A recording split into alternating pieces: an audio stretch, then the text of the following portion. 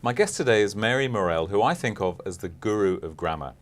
Mary's been making a living from words all her working life as a teacher, freelance writer, facilitator, speaker and consultant.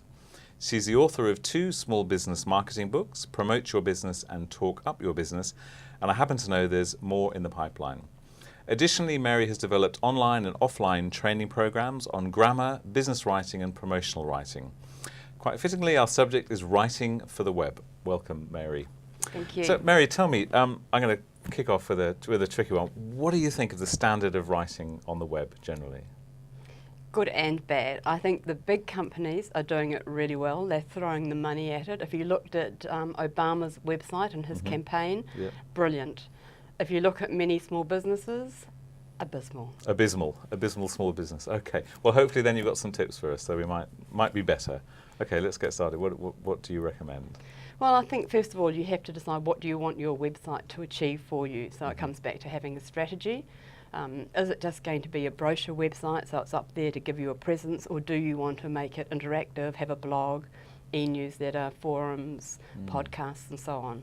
So there's so many elements to a web now, isn't there? You know, not so long ago, the majority of small business sites were brochure sites. Now they're much bigger. So how does that sort of impact on writing style, for example?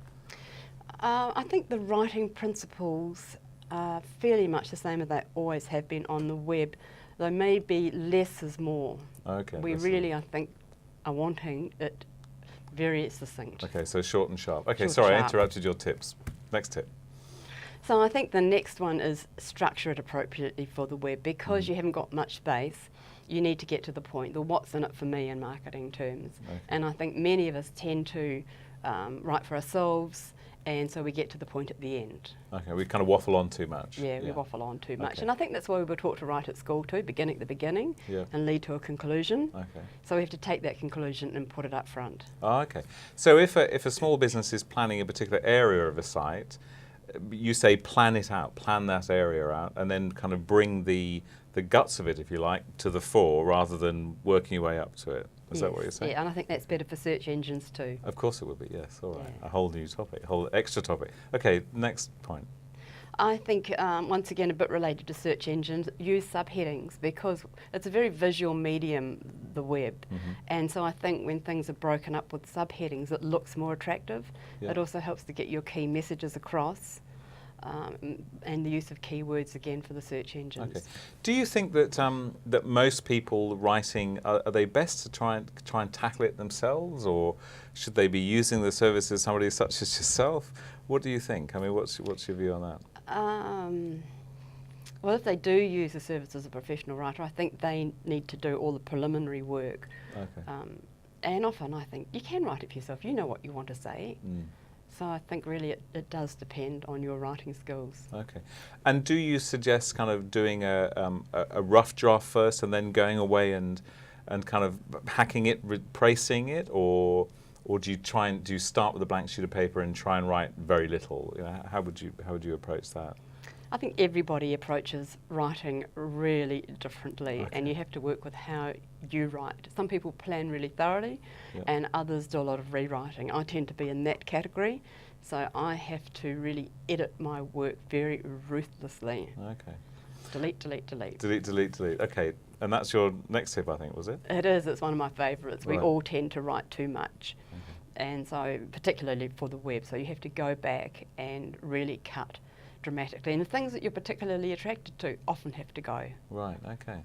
So how does a business owner make that decision? I mean, that's a tricky one, isn't it? Because to the business owner, everything is important. You know, how do you have any particular advice on how you approach that, the delete, delete, delete?